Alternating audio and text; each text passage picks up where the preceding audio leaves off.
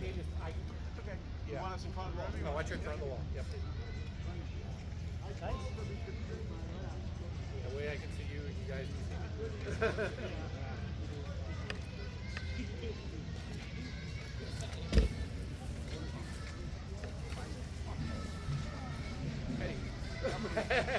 Rest.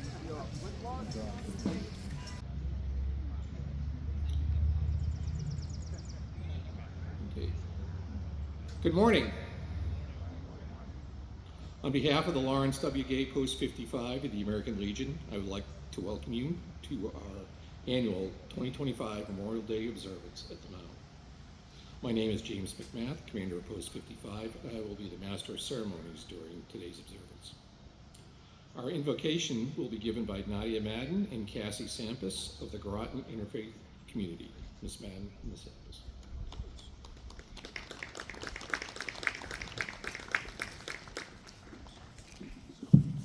We remember. In the rising of the sun and in the going down, we remember them. In the blowing of the wind and in the chill of the winter, we remember them. In the opening of buds and in the rebirth of spring, we remember them. In the blueness of the sky and in the warmth of summer, we remember them. When we are weary and in need of strength, we remember them. When we are lost and sick at heart, we remember them. When we have joys and we yearn to share, we remember them. So long as we live, they too shall live, for they are part of us as we remember them. Today is Memorial Day, a day of solemn remembrance. We are here to honor our nation's fallen service members, the brave souls who gave their lives so that we might live in freedom. As we reflect, let us find grace in their memories, for the love they shared, for the lessons they taught us, and their enduring presence that we hold close to our hearts. Let this grace lead us to profound gratitude for the ultimate sacrifice of our fallen heroes. Let this gratitude enter our hearts, allowing us to connect with something truly profound, our shared divine love.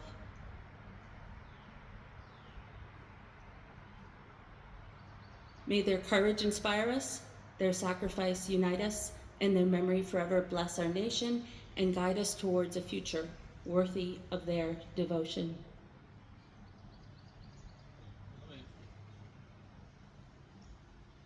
Cover.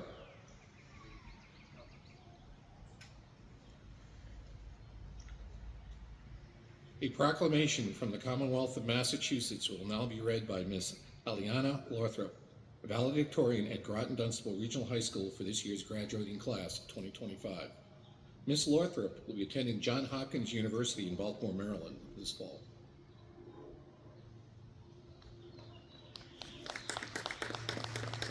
Oh. Thank you.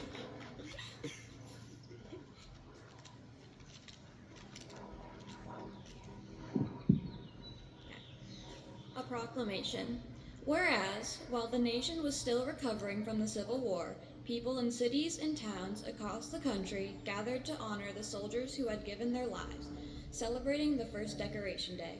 And whereas, after World War I, the nation came together again to honor those who had fallen in the service of their country, renamed Memorial Day, the last Monday in May, is when people remember and honor the memory of all the men and women who fought and died in all American wars and conflicts.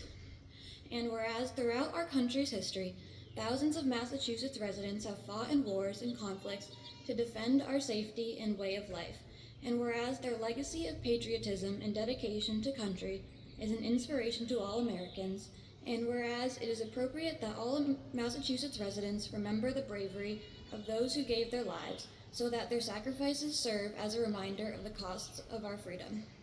Now, therefore, I, Maura T. Healy, Governor of the Commonwealth of Massachusetts, do hereby proclaim May 26, 2025 to be Memorial Day, and urge all residents of the Commonwealth to take cognizance of this event and participate fittingly in its observance.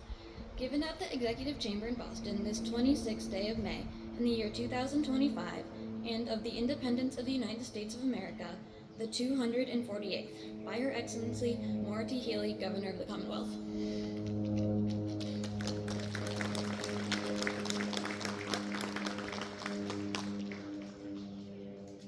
Thank you, Aliana, and good luck at school at Johns Hopkins. As is the custom of Memorial Day, the flag of the United States is raised in the morning to full height and then lowered to half-staff to signify the ultimate sacrifices of our American militia, Army, Navy, Marine Corps, Coast Guard, Air Force, and Space Force service members who have made throughout the past 250 years, the ultimate sacrifice throughout the past 250 years since the very first battles of Lexington and Concord, not far from here. At noontime, the flag will be raised to full height. For our ceremony, we will now raise the flag while the national anthem is sung by the Groton Dunstable Youth Choir under the direction of Mr. John Wiesner, music teacher at Florence Roach Elementary School. During the raising and lowering of the flag, the playing of the national anthem and taps is customary for all personnel in uniform, retired and honorably discharged military personnel of the Armed Forces of the United States to render a salute. All others request to remove their headgear and place their right hand over their heart.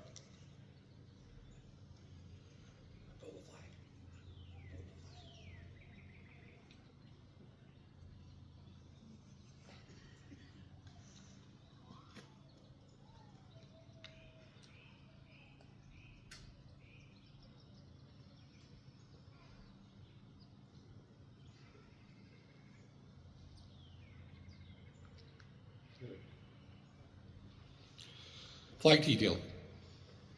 Present the colors and raise the colors.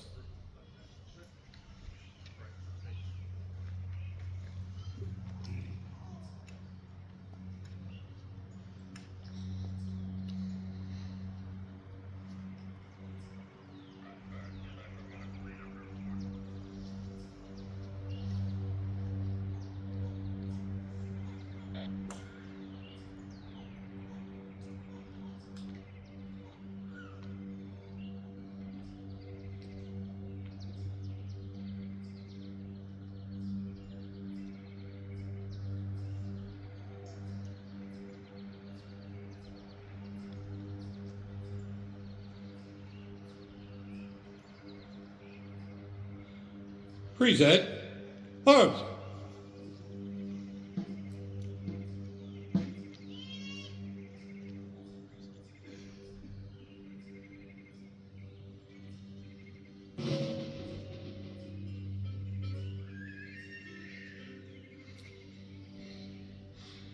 Oh, say, can you see by the dawn's early light what so proudly we hailed at the twilight's last gleaming, whose broad stripes and bright stars through the perilous flight o'er the ramparts we watched were so gallantly streaming, and the rockets' red glare, the bombs bursting in air, gave proof through the night that our flag was still there. Oh, say does that star-spangled banner yet wave o'er the land of the free and the home of the brave?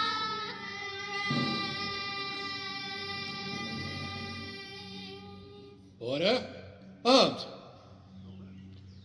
Flag detail. Dismissed.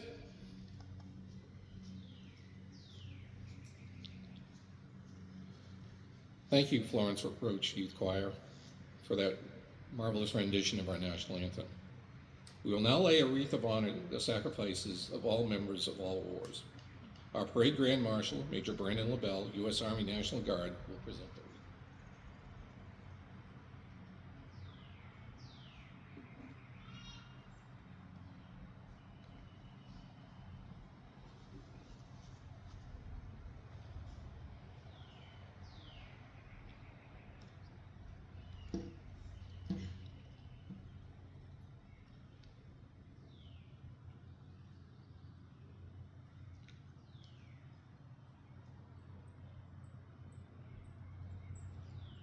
Everyone at ease.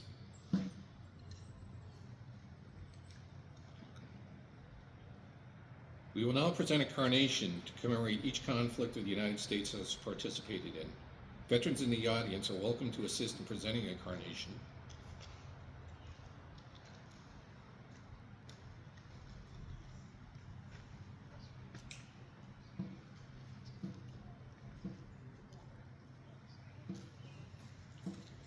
Revolutionary War.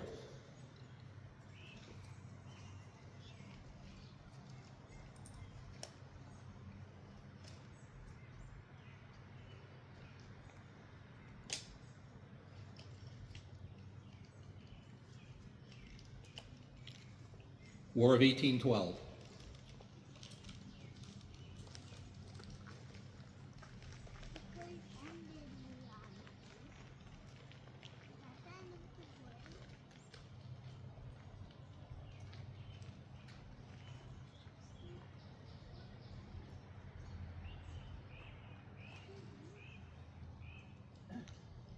Mexican-American War.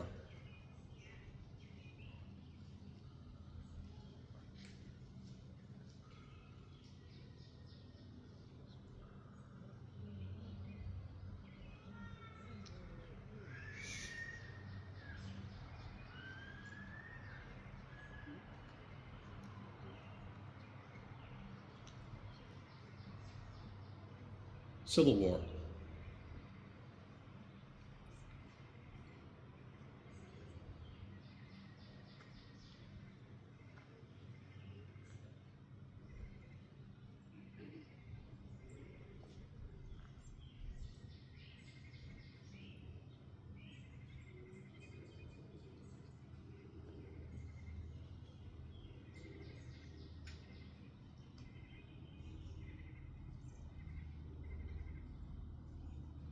Spanish-American War.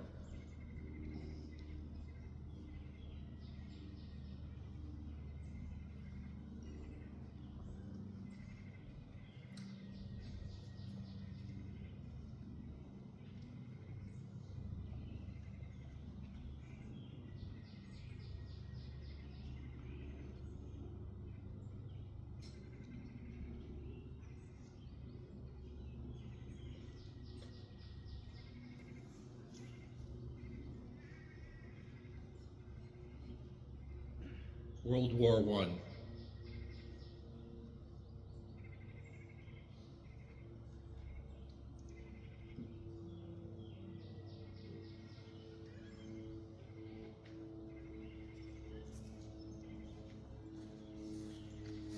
World War II.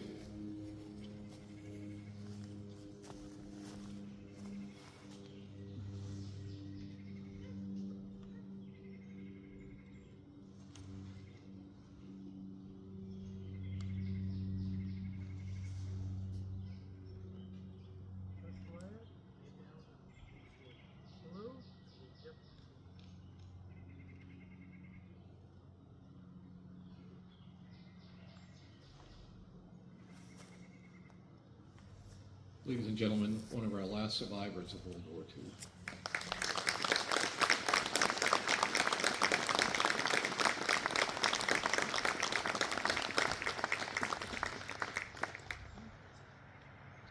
Korean War.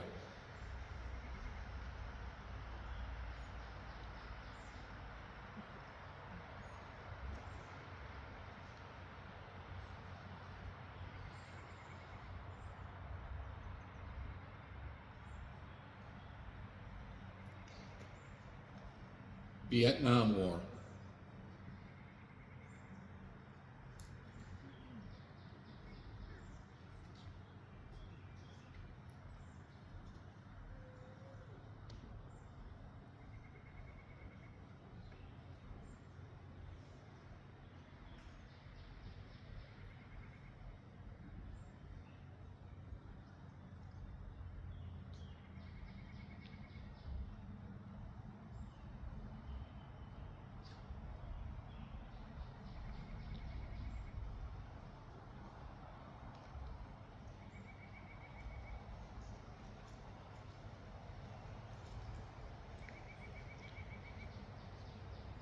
Lebanon,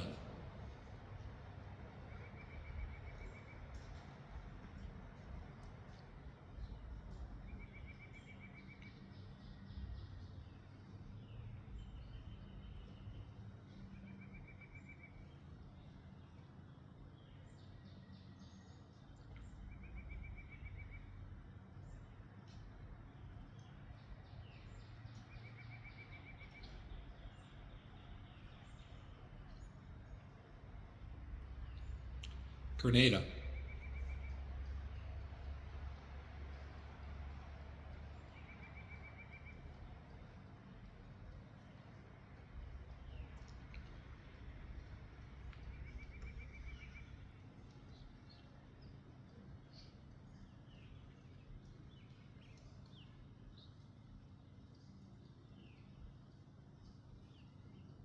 Panama,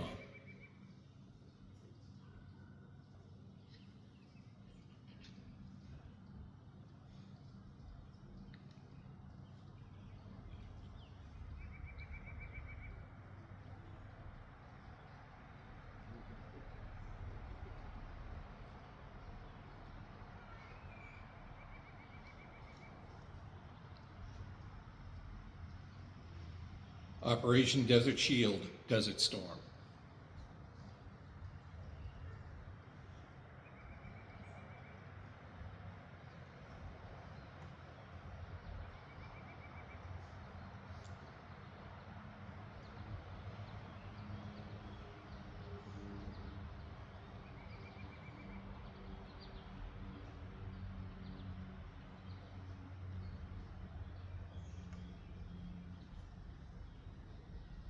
Bosnia,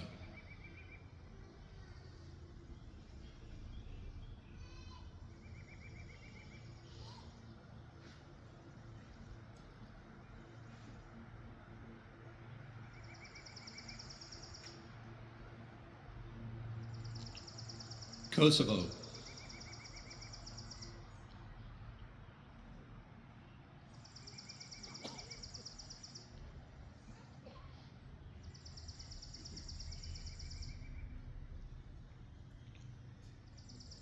Operation Enduring Freedom,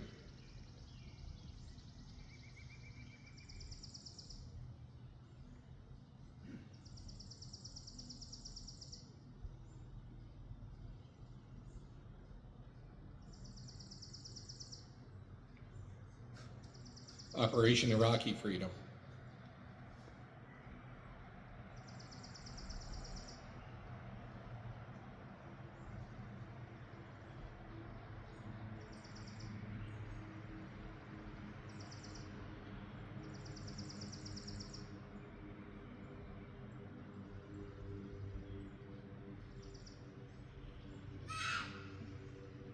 and finally, the war in Iraq.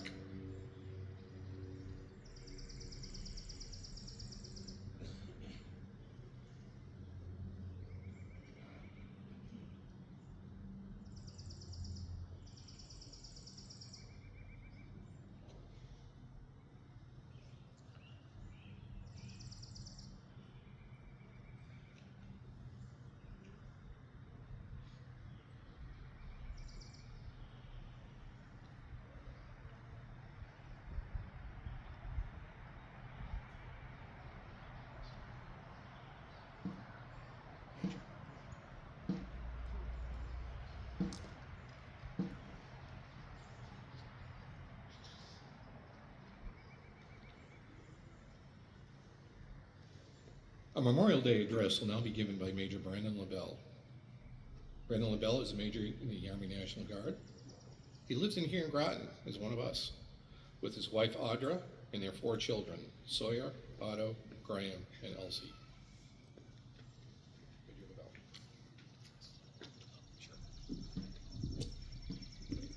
Thank you.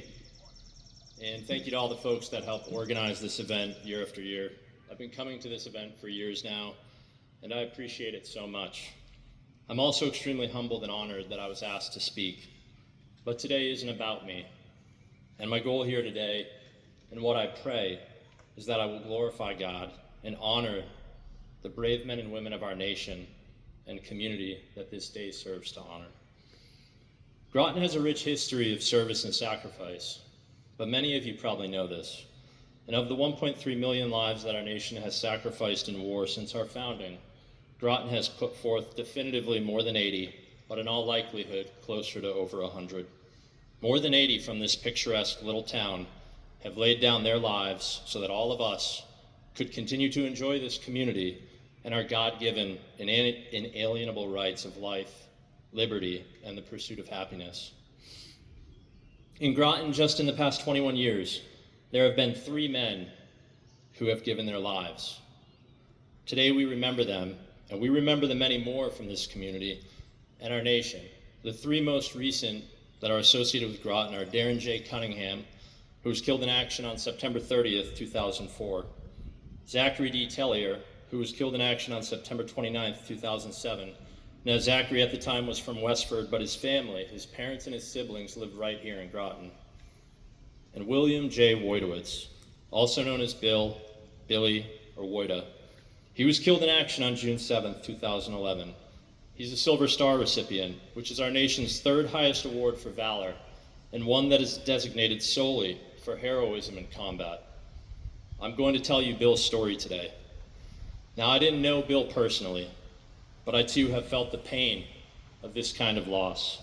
And I want to take a moment and recognize that Bill's family attends this event yearly, still lives in our community, and they are here today. And to Chris, Bill's brother, I want to say thank you.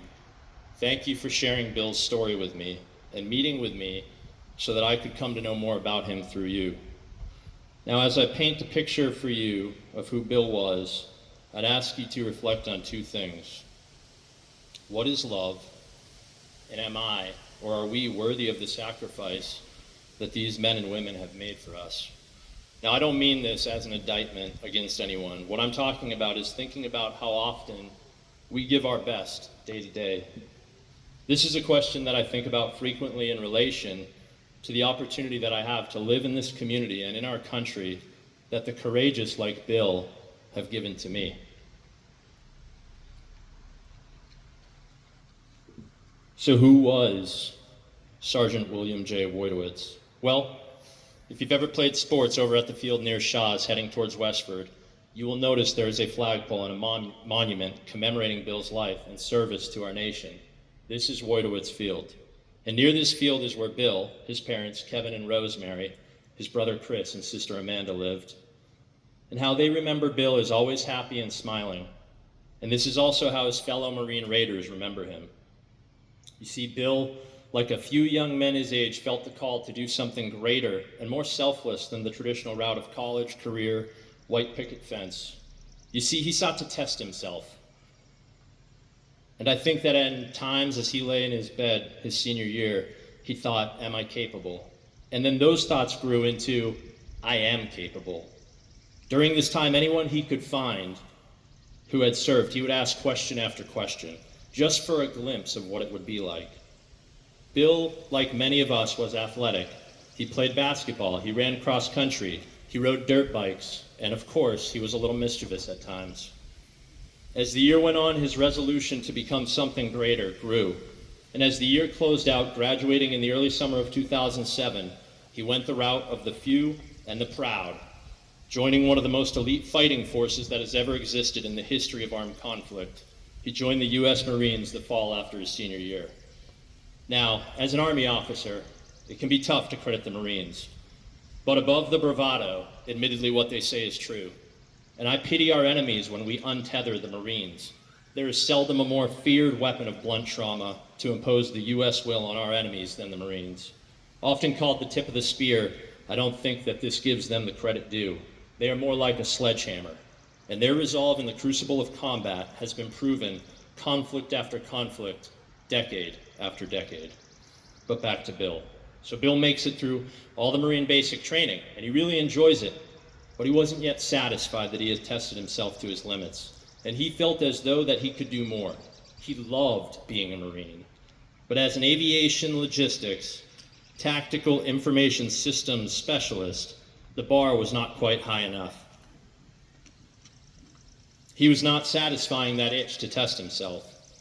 What does he do? he decides to pursue one of the most hard, challenging paths in the U.S. military, a path similar to that of Navy SEALs and Green Berets. That is the path of the Marine Raider. Now, you may be thinking, well, he's already a Marine. But Bill liked to set the bar high, and every challenge became an opportunity to push himself and accomplish big things. And during his training to become a Marine Raider, not only was he pushing himself, but he was often pulling his fellow Marines along with him. Now, this may be no more vividly remembered than during a day of land navigation training in MARSOC's, and MARSOC is Marine Special Operation Command, in MARSOC's Assessment, Selection, and Qualification Training. MARSOC's course is a grueling 18-month course that tests the grit, resolve, and determination of the most elite warriors on the planet. But what is land navigation training? Well, let me paint the scene for you a little bit here.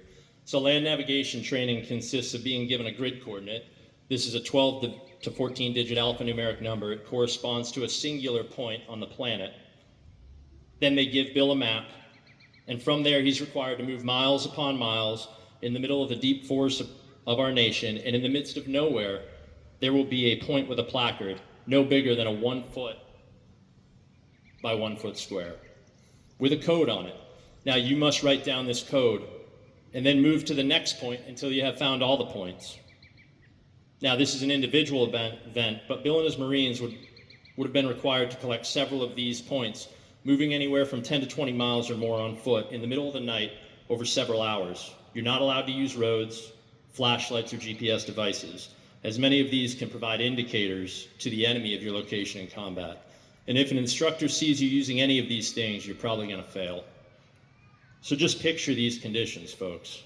During one of these events, Bill and his fellow Marines are having a hard time finding the path to one of these particular points. And that point happened to be through a swamp and a lot of thick brush. So Bill, upon finding the point, first, he put a little small glowing light, a little green glowing light, similar to what our kids wear on the 4th of July. He puts this small little light near the point to help his Marines find the path and their way to the point, so that they too would be successful. Now this was the type of person, the type of Marine that Bill was. He was never concerned for his own welfare, his own safety before that of his fellow Marines. He was a Marine with empathy, a Marine that truly cared, a Marine that truly loved people. Now fast forward to Bill's deployment to Afghanistan in 2011, and this care for others is exemplified not just to Marines, but to the men and women of Afghanistan and the people in the villages that Bill and his team would patrol. And on one such occasion, a local family's dog had died. Now Bill, seeing the family upset and the children crying over the loss of their dog, he went to his Marines, collected all the Afghan money the team had to donate to that family to get a new dog. Think about that. Bill is there fighting a war. Oftentimes, you don't know who in these villages you can trust. But Bill sees these people not as an enemy, but as people, just like you and me, in his hometown of Groton. And he does this selfless thing, this small act of kindness in the midst of all that chaos. Now, from his childhood to his military service, he was the type of guy that always led with the question, how can I help? What can I do? And he always put other people's needs ahead of his own. Ultimately, it was this selflessness that compelled him to put his life in harm's way to repel an onslaught of enemy forces on June 7th, 2011. His actions that day are credited with saving multiple U.S. Marines and Afghan commandos from certain death.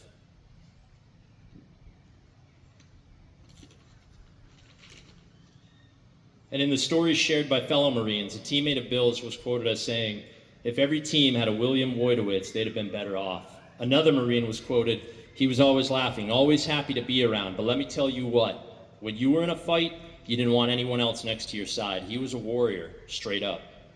Other Marines said that no matter how long he had been deployed, how miserable the conditions were, Wood's attitude never changed. He had an unbreakable spirit. He never stopped smiling, never stopped cracking jokes, and he always looked for the best in every situation. The man was inexhaustible. You see, folks, Bill was finding the beauty in the hardship, and this was so infectious that it uplifted his team in the midst of a war. Now, I wonder how often things would be different for us For me, if we took this example and sought out the beauty in our hardships in life, Bill was doing this in a distant land in and out of combat. And the last thing I want to go back to is that first question: what is love? It has been said that man knows no greater form of love than to lay one's life down for our friends. Why is that? Well, I would submit to you that in the same sentiment of theologians like St. Thomas Aquinas from several hundred years ago, it is because to love someone is to will the good in the other. That is to say that by our actions, other people will want to do good in the world. The act of laying one's life down for friends is absolute love. Why? Because it asks nothing in return. It's pure selflessness. Bill asked nothing in return. While Bill asked nothing from us, he did so to save his friends and with the promise of our freedom held close to his heart. This act demands a response from us. And that is, I believe, to do good, to live virtuously, to live a life worthy of what we have been given, to find beauty in the day-to-day, even the hardest days, and to love others selflessly so that we too can create more good in the world. Now, when I look around and I see how blessed we are, I think it's for two reasons: the grace of God upon our community and our country, and the bravery and ultimate act of love by the brave men and women, time after time, conflict after conflict, like that of Sergeant William J. Wojtowicz. In reflecting on Bill's story today, I hope that it will do for you what it does for me, which is that it compels me to strive to give my best day after day, even on the hard days, to find beauty in all things, and to love others selflessly. This is the response that a purely selfless act such as Bill's deserves from me and from us as a grateful community and a grateful nation. Thank you, and may God bless you all.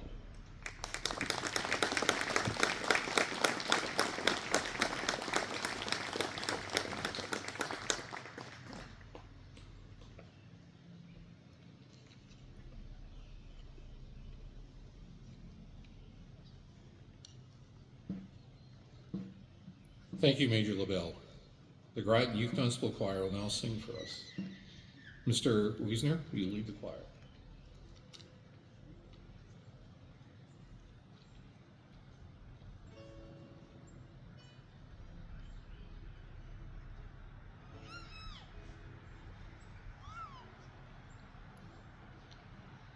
God bless America, land that I love.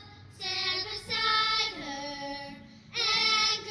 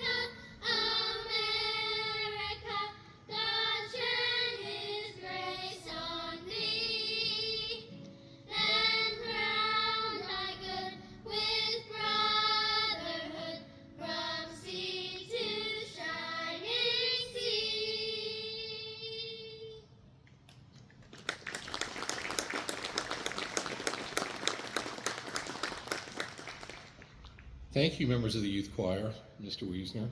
And we have another round of applause for their beautiful singing.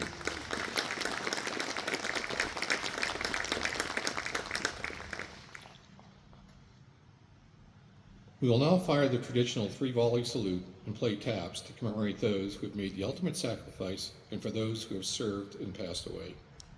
Attention. Minuteman Company, prepare to fire 3 volleys. Company, make ready. Present. Fire. Final.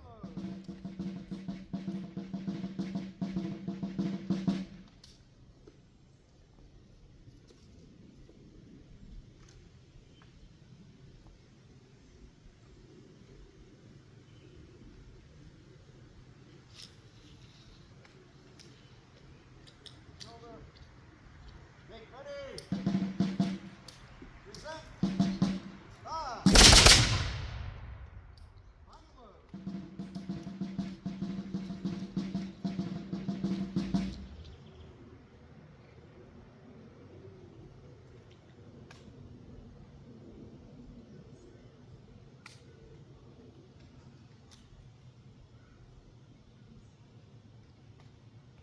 Make ready. Present. Fire. Bugler, sound, taps. Present, arms.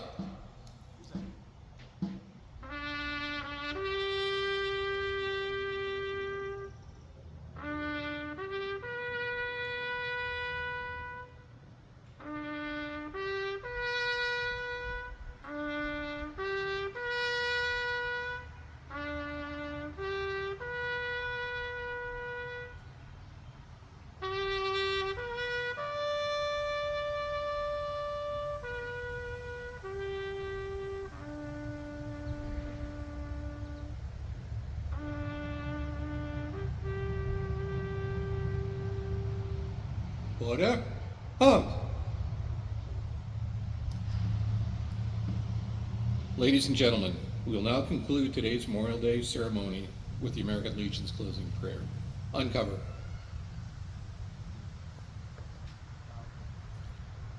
Our Heavenly Father, we deem this a fitting time to pay our respects to our departed comrades. As we stand with our bowed head in reverence to them, let us remember the good deeds accomplished. Let us revere them as good soldiers, sailors, Marines, airmen, and guardians who fought the good fight in a just cause. Let us silently pray for peace, the peace that passes all understanding. Let us in mind and soul consecrate our hearts and lives to the real America, the land of the free and the home of the brave, the America worth fighting for. As we stand in silence to our departed comrades, may we sincerely say, may their souls rest in peace. Let us also remember the POWs and MIAs still accounted for from past wars and conflicts. Amen. Cover.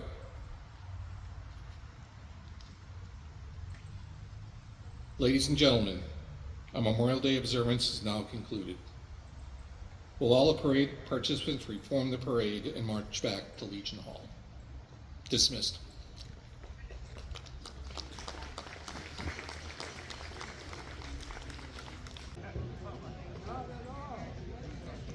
To the front. Step.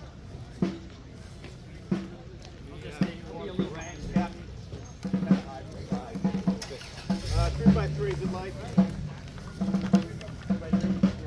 Good.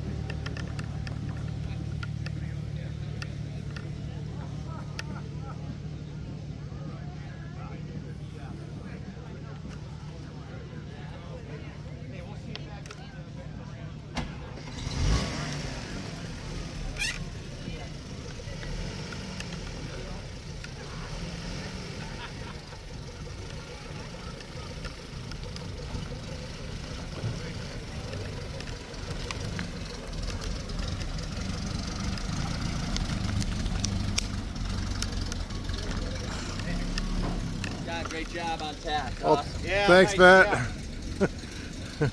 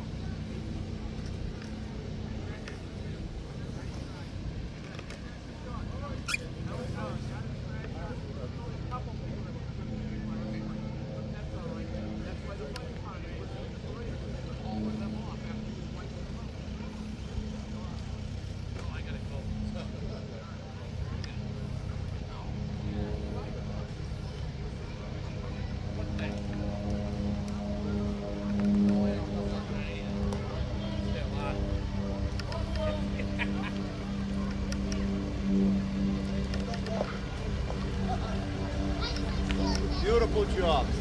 Thank you.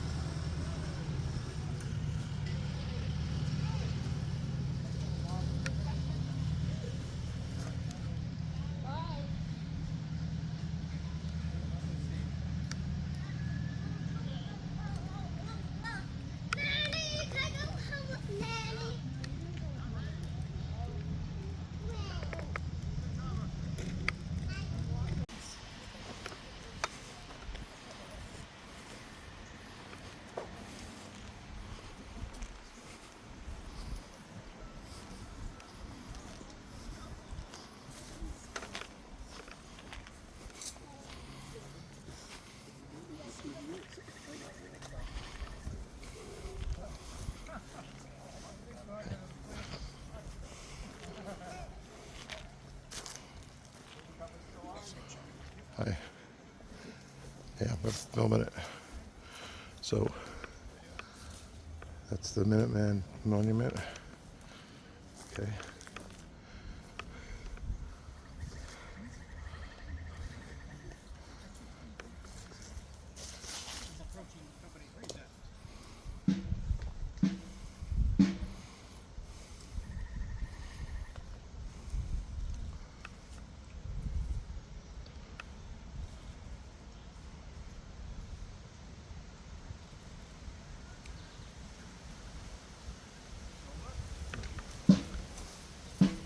Covers off. Ready? Elevate. Set. Fire. Covers on. Back to shoulder.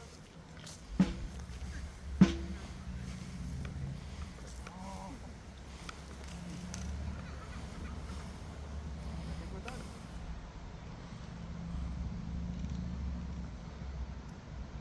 Well done, Captain.